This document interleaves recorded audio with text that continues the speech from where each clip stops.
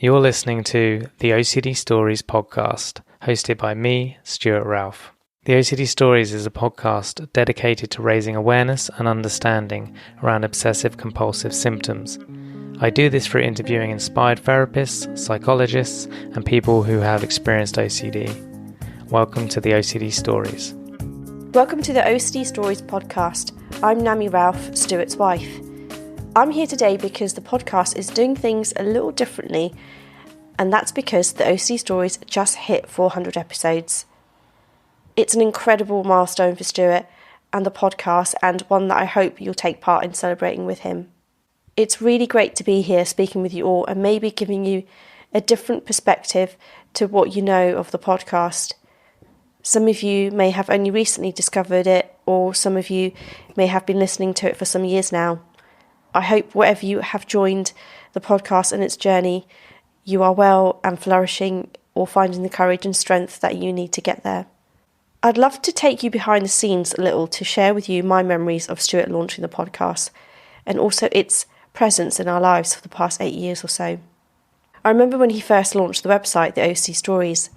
We were sitting on his bed and he said he thinks it would be good for people to go to a place where they can find the tools and strategies they need to help them manage OCD better, and that he couldn't find a place like it online. He wanted to learn from other people's stories. And then when we moved in together, which was a couple of months after he launched the website, he said he wanted to do a podcast. So he started setting it up and recording from a small desk.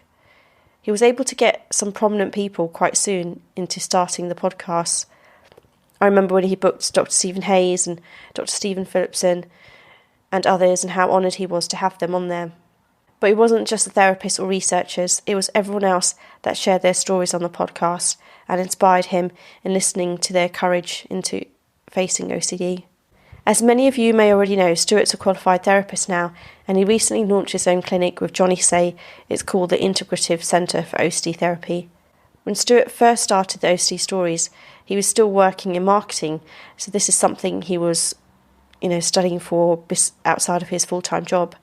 And then he began training to become a child and adolescent psychotherapist, which took a number of years. And then this time we got married and decided to grow our family. When our daughter was a couple of months away from being born, he recorded 3 months' worth of episodes so that he could focus on our family after she was born. Eventually he was able to leave his marketing position, focus on the podcast, and he became a qualified therapist. You need so much discipline to manage all of that. He's released an episode every Sunday for almost 8 years now, and I'm still in massive awe of how he's done everything. So today I'll be interviewing Stuart and asking him about the podcast, how he feels reflecting on the past 400 episodes, and what's in store for the future. On a more personal note, I wanted to share that as a family, we're so proud of him and for everything he's achieved and for getting out there and helping so many thousands of people. It's just wonderful. Thank you to everyone for listening. We really appreciate it. So without further ado, here is my interview with Stuart. And thank you to NoCD for supporting the podcast. NoCD offers effective and convenient therapy available in the US and outside the US. To find out more about NoCD, their therapy plans, if they currently take your insurance, or to download their free app, head to go.treatmyocd.com/the OCD Stories, or the link will be in the episode description. Thank you to all of our patrons for supporting our work. To sign up to our Patreon and to check out the other benefits you'll receive as a patron, please see the link in the show notes. Welcome to your podcast, Ralphie. Thank you. How does it feel? 400 episodes. Good. Yeah, 400 episodes. It's till I haven't prepared. I don't know. I'm hesitating because it's not something I sit down and think about or reflect on much. Because I think I've said before in other people's podcasts, if I sat down and thought about the work and how much it's been and how much time and the weekly time and the fact it's been 7+ years and 8 this December, I think. I think sometimes if I think about that, I would have stopped a long time ago. So sometimes it's more just live in the moment, do what needs to be done each day. So, but in terms of if I just try and think about it, it is nice that it has gone this long and has reached this many people, and I've been able to interview many wonderful people and build great networks and get advice for myself. It's made me a better therapist. It's hopefully helped a lot of people. So I always wanted to have a positive impact on the world. So it's really nice that the podcast became what it became, and I am proud of that and grateful for it. I'm thankful, I guess, to hit 400. Brilliant. So looking back at the 400 episodes that you've recorded, what are the key conversations or insights that stand out to you the most? Yeah, I think it's hard. You did send me this question ahead of time. I think just to caveat that. Yeah, it's hard to boil down that many episodes into, which are my favorites or which have influenced me or impacted me, because whether it's a story episode, whether it's a therapist episode, each one has impacted me in some way. Each time I come away from every podcast I've recorded and felt, oh, that was interesting, or I learned that, or I think that's going to really resonate with people. So it's really hard, and I almost don't want to list people off. I will, but I don't want to list people off because I don't want those that don't get named to be hurt by that, because I'm grateful for every guest, and everyone has influenced me greatly. And in terms of boiling it down, the Ralph Waldo Emerson quote comes to mind, which is, I do not remember all the books I've read in the same way I do not remember all the meals I've eaten. Either way, they have made me. And it's that same thing. Incredible. Yeah, it's like sometimes I forget the names of guests, like especially if they were like 200 episodes ago. But if I hear it again, it brings me back to the moment, and I can remember what I learned. But trying to remember, it just doesn't work like that. And sometimes when I learn as a therapist, it doesn't always sink in. I'm not always articulate in bringing forth the information, but it's there. And when I'm in the room with a client, it comes up. But if you ask me to sit down and think about it or write about it in an academic way, it may not come forth that easily. So that's just how my brain works. But in terms of, I guess, obviously, start with Dr. Stephen Phillipson. He's been on the show probably the most out of everyone. I know he's very popular among many of the listeners. I think that's because of the way he simply puts behavior therapy across, or ERP. He does a very good job of that and explaining it in easy to understand ways. But I really like his, whenever he's talked about irrelevance on the podcast, this idea of showing your thoughts are relevance. And that's kind of sending to the brain that signal of this isn't important to me. And if it's not important to you, your brain will stop giving it to you because it just wants to help you. But of course, when they're taboo or they're scary or we don't want the intrusive thoughts or obsessions, we react to them, we compulse. And what that's really doing is telling our brain, this is important to me, keep giving it to me. That's the paradox of it. So I really like his concept of irrelevance. Reed Wilson in the early days when he came on and shared like the content of your worries are trash. We get really hooked up on the themes of OCD, and there are nuances to those themes, and some themes might bring more shame with them just because of the topic of the worry. But equally, we're still pretty much treating them in the same way. It's still the OCD, and that's the key thing to remember.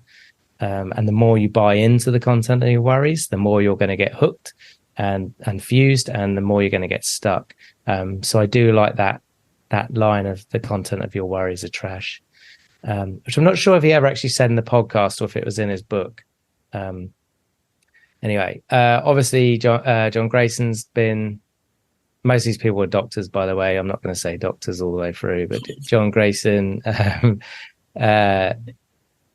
just his view of uncertainty and his approach to ERP, I've always quite liked. Do I stick that hard to it in my own therapy practice? Probably not, but it has influenced me. I do like it. And in another episode, it sticks in my mind because I'm a child and adolescent psychotherapist and counselor, Amy Mariaskin. She came on, did an episode of children, 4 to 8 years old, I think it was. and I work with that age range. So that was always really quite inspirational for me. And I've reached out to her before for advice when I've been stuck with a young kid, and she's helped me out. So I appreciate that. Pete Weiss, obviously, he came on the very early days, like episode 12 or something, or 7, one of the two. And he talked about his camp, which you can see on YouTube. Like if you type in Extreme OCD Camp, terrible name. He didn't like it either. I think it was the producers that came up with that. But great documentary, pretty much one of the only documentaries I like about OCD, because it really focuses on the treatment and the bravery that people go through to do the treatment. And, you know, the reason he comes up as well is he's also trained more recently to become a doctor in psychoanalysis or contemporary psychoanalysis. So it's very different. And I like that and how he tries to integrate the two. And yeah, just learning from him when he first came over in 2018 on the camp was awesome. That was really influential for me. Nate Gruner for functional analytic psychotherapy. That's an area I'm quite interested in at the minute. Kimberly Quinlan, for obvious reasons. She's a good friend and she's been on the podcast many times, and more recently talking about self-compassion. You know, I do compassion focused therapy. So it was great to see her write that book and talk about it. Steve Hayes was one of the earliest guests I had. And obviously talked about acceptance and commitment therapy, which helped me in my journey. And it's something I heavily use now with my clients alongside ERP. So that was getting him in the early days actually was really meaningful. And he said on the podcast, and maybe he says this to everyone, but I don't know if I asked him like, why did you come on, or because I don't have a following yet or anything like that. And I think, or maybe I didn't ask him, maybe he just offered it, but he said something along the lines of, and I can't remember if it's in the episode or off air, I could just tell you were going to do good things or were doing good things. So that meant a lot. And obviously Russ Harris, again, is an ACT person. He's been on a podcast a couple of times. He's not specifically about OCD, neither is Steve Hayes, but Russ's tools, some of his key tools like dropping anchor, urge surfing, dipping in and out of the stream, those skills are ones I use with clients all the time. And just the way, again, he's maybe like an ACT equivalent of Stephen Phillipson. He just puts ACT in very easy to understand ways, and I like that. Cheryl Paul, again, very different. She's not ERP. She's Jungian trained, so much more seeing anxiety as a messenger.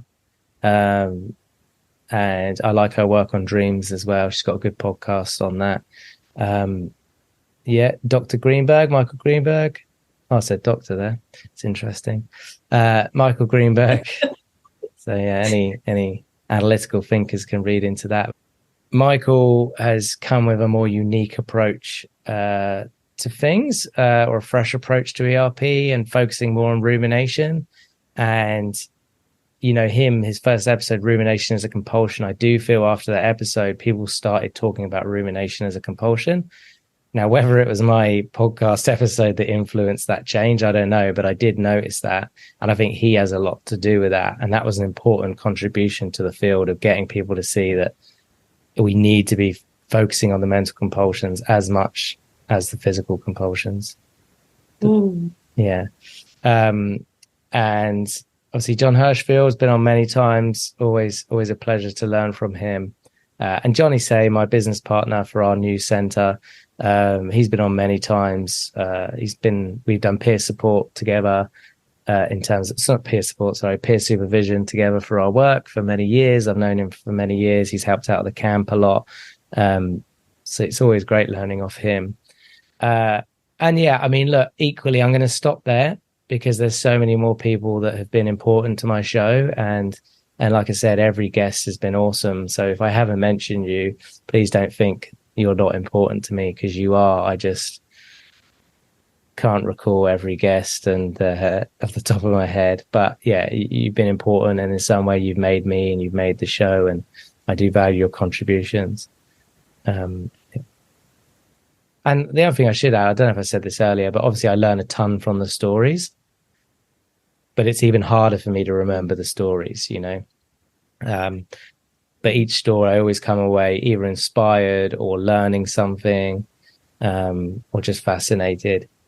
So yeah, the stories really, really influenced me. And I've had many therapists that reach out to me and will say stuff like they don't listen to the therapy episodes. They actually only listen to the story episodes because they feel they learn more from them. So that says something.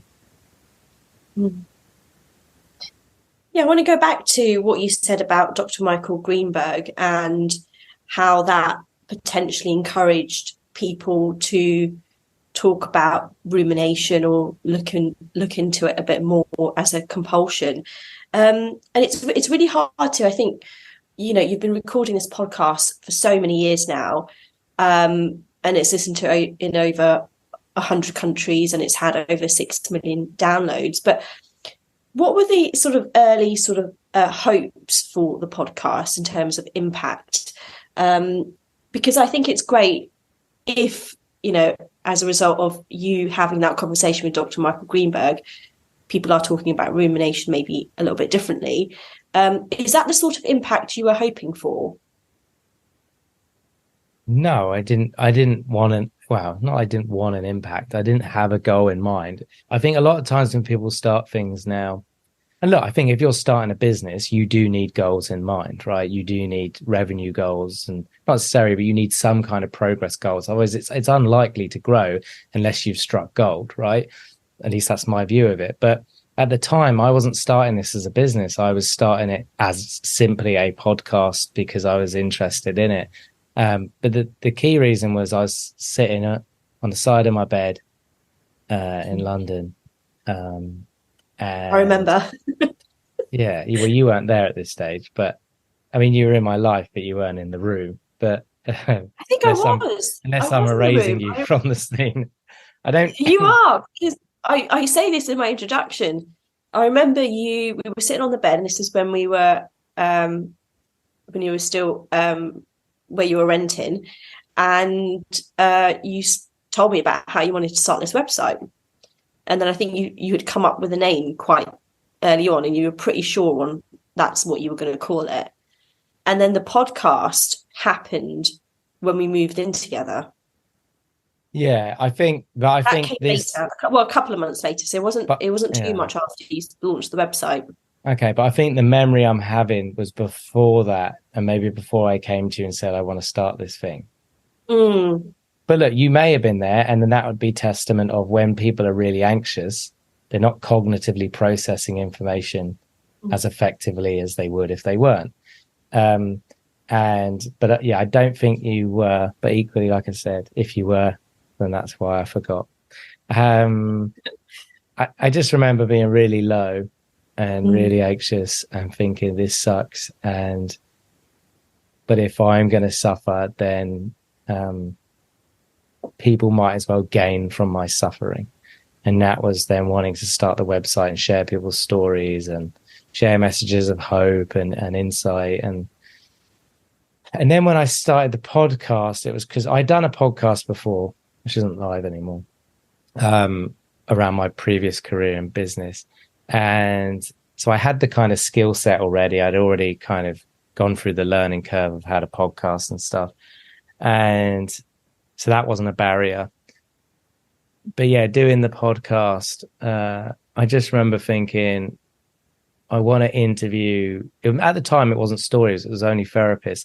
I wanted to interview therapists and basically get a free hour of their time. I could get these world-class experts charging lots of money for free to come on and share their insight with me. So that there was the kind of self-interest goal, but it was also, I remember thinking, well, I'll share this with the world, and if it reaches just like one or two people or a few people or a handful of people, then that's awesome. Like that'll be a cool thing to know that it's reached a few people.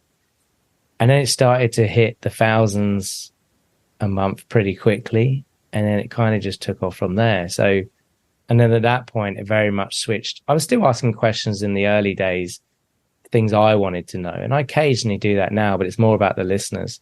But yeah, it quickly switched to how can I help the listeners? I cover topics that personally I have no interest in, but I'm covering them because people have asked for them and people need help in that area. So that's why I do it.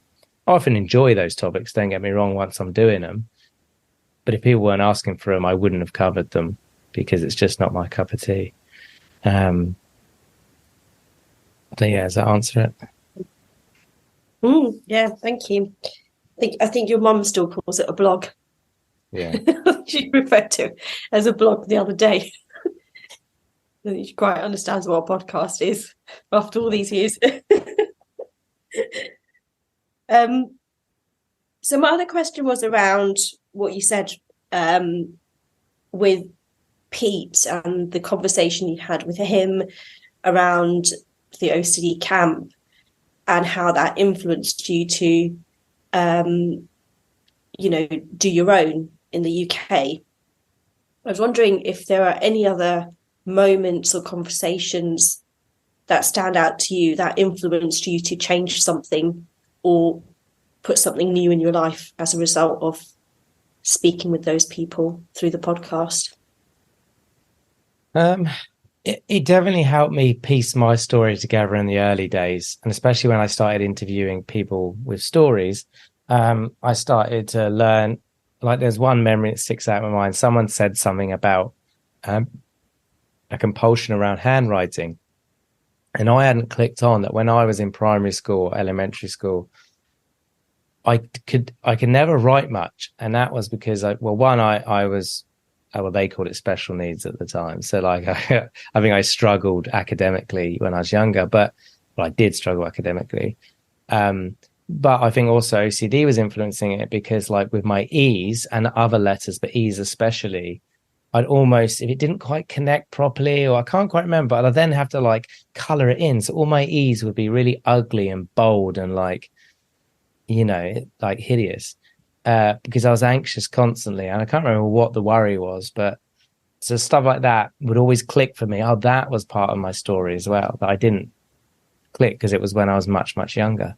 So that helped. In terms of, yeah, I mean, I'm always picking up concepts from people, and sometimes from stories. People will share stuff that really click, and it could be like metaphors I'll share with my clients. Like Stephen Whitson for relevance. That's something I don't talk about with every client, but a lot of clients I will kind of mention that. With like Russ Harris, I knew a lot of his skills already. I'd done trainings with him and stuff, but then getting him on was a way of like compounding and doubling down that information and then graining it deeper for me and asking follow up and clarifying questions. I would say being somewhat influenced by people like Cheryl Paul and other people, and Pete Wise, like, now with the young kids I trained and about to do a diploma in Jungian sand play therapy, which I find can be quite helpful for people to explore things they can't quite verbalize or aren't aware of, in a very hands-on way. It's not just for kids, but obviously I primarily work with kids and teens. And some of the stuff that comes out, not always, but some of it is actually really quite profound. And then we can feed that back into the ERP and ACT. And I use it with non-OCD clients as well, probably more so than the OCD clients at the minute. But so keeping an open mind led me down paths like that. Again, keeping an open mind and curiosity. In the early days, I covered far out topics that I would not cover today, to be honest. I won't say what those are, but that open-mindedness still kind of, it's a bit more controlled now that I'm a therapist, but it still remains. Like getting functional analytics psychotherapy on as a topic, internal family systems. Now, I'm not saying any of these should be a core treatment for OCD, but I'm all about integration. That's how I trained. How can we bring these concepts in some way to ERP? And I'm not saying everyone needs to do this, but for some people, it could be a missing piece. So I'm always really curious, and those topics really influence my work, and they then encourage me to go on and do more CPD, continuous professional development, so trainings, therapy trainings. Like I've done many more in ACT, compassion focused therapy, obviously sand play, blanking on what else, but yeah. So yeah, and sometimes if I record a podcast and something clicks, I'm like, oh, I'll try that this week with my guests, with my clients. I'll I'll bring up something that was said in the podcast. I won't say I heard it on the podcast. I'll just share it as if it was not my idea, but I'm sharing it as the therapist, and just see if it lands. And if it lands, I integrate it into my skill set and toolbox, and then I use that for future clients. And so I'm constantly calibrating, changing, adding things in, adjusting, dropping things, learning new things. Like that's been a real gift as a therapist, just to constantly learn. And the beautiful thing is, it's not just for me. Any therapist that listens regularly will have the same information, you know? Yeah. Great. So I'm going to move on to the next question. So 400 episodes. What are the parts of OCD that you would like to explore more of in the future, in future episodes? Yeah, I often get people ask me to do like cover more of like the medical interventions and not necessarily drugs. I have done an episode on medication. And the reason I haven't done that more is not because I don't believe in it or think it's useful for some people. It's because I am not a medical professional. So even if I'm asking a medical professional, it still feels a bit dubious, especially now that I'm a therapist, because we can't really talk about medication. So there's that. But then I also get to cover the other medical interventions like TMS or anything like that. And to be honest, it just doesn't interest me. It's not that I don't think those things should be researched or anything like that. It just doesn't excite me. And if I'm spending my time on this, it's got to benefit me in terms of make me feel alive. And if it's not making me feel alive, why would I do it? Like I want to help people, but I'm not going to destroy my soul to help people. Now that's extreme. I don't feel that way about those things. I'm just neutral to them. And if I'm neutral to something, I don't want to spend my time on it, you know? But hopefully there's another podcast that will cover those topics, you know? Hopefully someone has an interest in that and you're a scientist maybe that also has the insight to do those topics justice where I don't think I would be able to do them justice.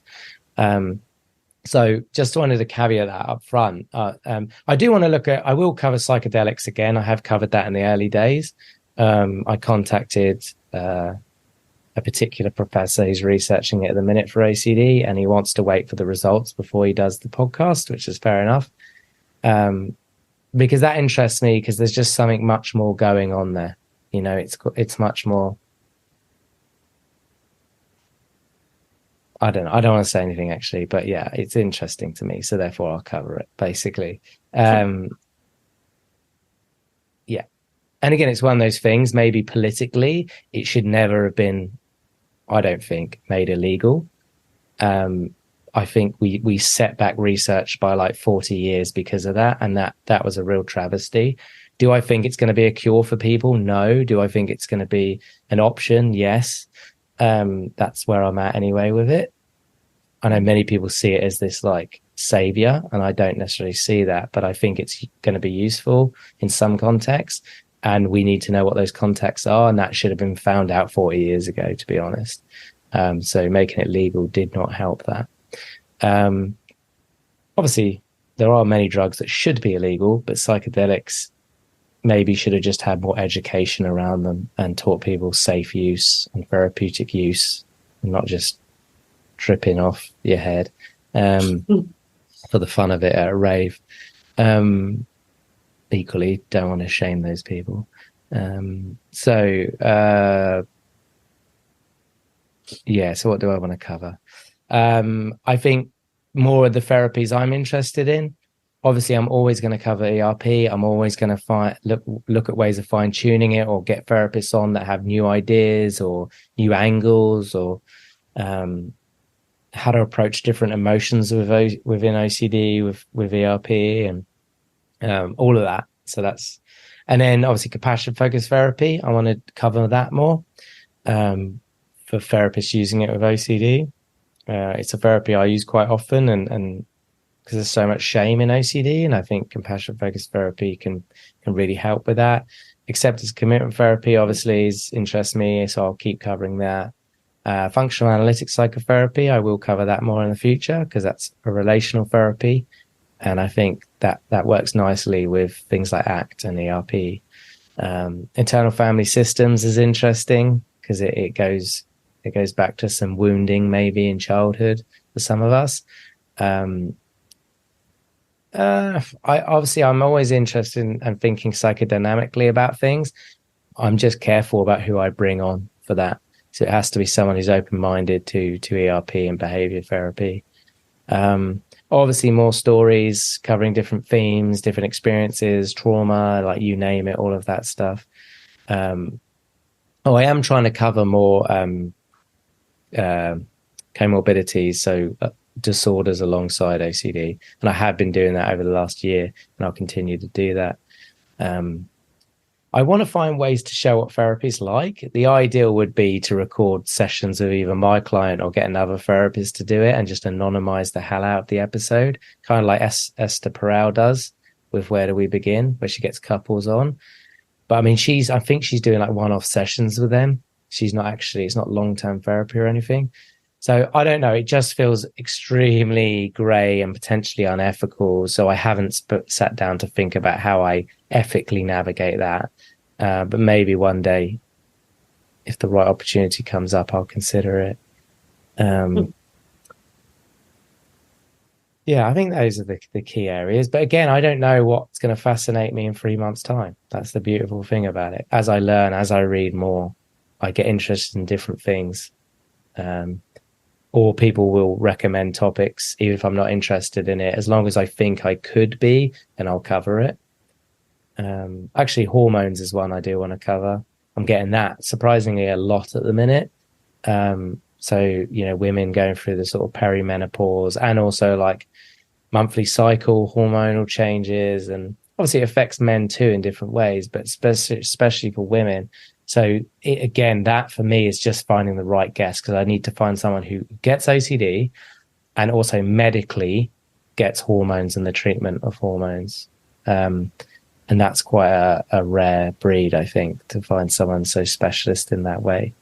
But yeah, I'd love to cover that at some point. So it sounds like there's loads happening and you're always thinking about themes and topics that you can bring to the show, which is great. Because you've been doing this a long time now. Yeah, it's been long. And it's definitely felt that way at times. It's felt a blessing at times. A lot of the time I'm really appreciative and grateful, and on other times it does feel like a slog. But anything meaningful and worth doing isn't always going to be blissful. At times it's going to be painful, and that's okay.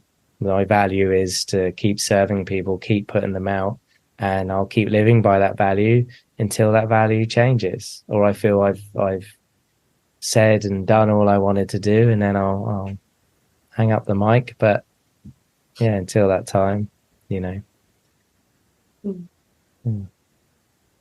thank you so much. It's been really good to chat with you and reflect on the last sort of 8 years now? 8 years, 100 episodes. And I know your listeners are really grateful and appreciative of everything that you do to put that content out and those conversations out that you have with people about OCD. And I know they'll join me in celebrating you when this episode goes out. Thank you. And yeah, I just also want to thank, obviously, everyone that listens. As I say in every episode, I don't just say that for saying it. I say it because I mean it. I am truly grateful that people listen. If you didn't, well, what would be the point of me continuing? I would stop and spend my time on a beach. I wouldn't, obviously, but you get my point. I would watch more Netflix or, whatever I want to do, go running or, I don't know, play basketball. Be more attentive at home, maybe. I don't know. So help more with housework. Yeah, there you go. That was a discussion last night. But I do mean it. I am really grateful and thankful to every single one of you, whether you listened once. If this is your first episode, thank you. What a weird place to start. But if you've listened to all of them or one of them, like really, really grateful. It means a lot. And I do hope the information, the guests and anything I might say help you in some way. And of course, the podcast is going to trigger you at times. That's inevitable. That's okay. See it as part of the journey. But yeah, really thankful for you all and for sharing it, and to the therapists that share it, and every single guest I've had on, all the therapists, story guests, and also, the advocates. I've made so many friends through this podcast, going to like the Game Changers events and the ISDF retreat conferences, and I've made some lifelong friends, some people that I really connect with. Obviously, like Chrissy Hodges, Margaret Sisson, Sean Shinnock, Stephen Smith, Aaron Harvey, and look, there's so many more. And obviously, I mentioned Stephen Smith there. Like, thanks to him and NoCD for supporting the show. I probably would have stopped it because it financially wouldn't have been viable. The time I was putting into it, I was losing too much money. So, NoCD have really helped this keep going the last few years. So, thanks to them and the work that they do. But yeah, so many advocate friends I've made. It's countless to list them all, but that's what's really helped me keep going as well. And obviously, thank you to you for supporting me from day one and allowing me to, like, especially in the early days when I was working evenings, weekends. Now, not so much. I still have to put it live on Sunday morning, so allowing me to, like, give me the time to do that. And yeah, I appreciate it. Thank you for that. So I've got 2 more questions for you. And it's the couple of questions that you usually ask your guests at the end of your podcasts. Is you've got a billboard where you live. What do you want written on it? I haven't actually prepped this. What do I want written on it?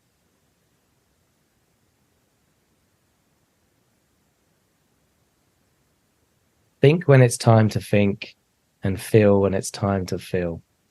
Because I think sometimes people don't think enough, and sometimes with OCD they think too much, and sometimes in life, I don't want to say people feel too much actually, but what I will say is people underfeel quite a lot, and I feel that causes more problems for them. Whereas if they can make space and express and feel those and honor those emotions, they might have less problems, including myself. Great. And what would you tell your 7-year-old self if you could speak with him now? And I say 7-year-old because I think that's the age that you first experienced OCD. Yeah, it was the first memory that sticks out for me. What would I say to him? I would say, I know you're scared. It's okay. Many people get weird random thoughts and anxiety alongside it. And although it's fearful now, we'll talk about it some more. I'll call you back and I'll walk you through this, and soon you'll see you don't need to be bothered by this stuff, and you can continue living your life and enjoying your 7-year-old self. That's lovely. It's got me really choked up. Thank you. Thank you. Is there anything else you want to say before we say goodbye?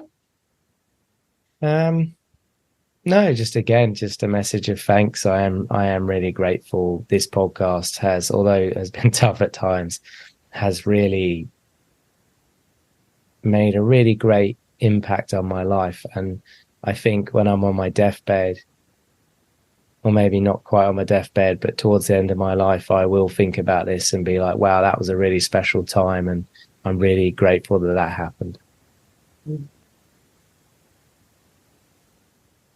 Thank you. Thank you for everything. Thank you for everything. And everyone for everything. Thank you for listening to this week's podcast. And thank you to our Patreons who helped make this episode possible. And if you would like to find out more about Patreon and the rewards and benefits, then there will be a link in the episode description. If you enjoy the OCD Stories podcast and would like to support us with a one-time tip/donation, please go to theocdstories.com/support. All tips, no matter how large or small, are greatly appreciated. Please subscribe and rate the show wherever you listen to the podcast. And thank you to NoCD for supporting our work. And if you want to find out more about NoCD, head to go.treatmyocd.com/theOCD stories or click the link in the episode description. And quick disclaimer, guys, this podcast is not therapy. It is not a replacement for therapy. Please seek treatment from a trained professional. And until we speak, Take care.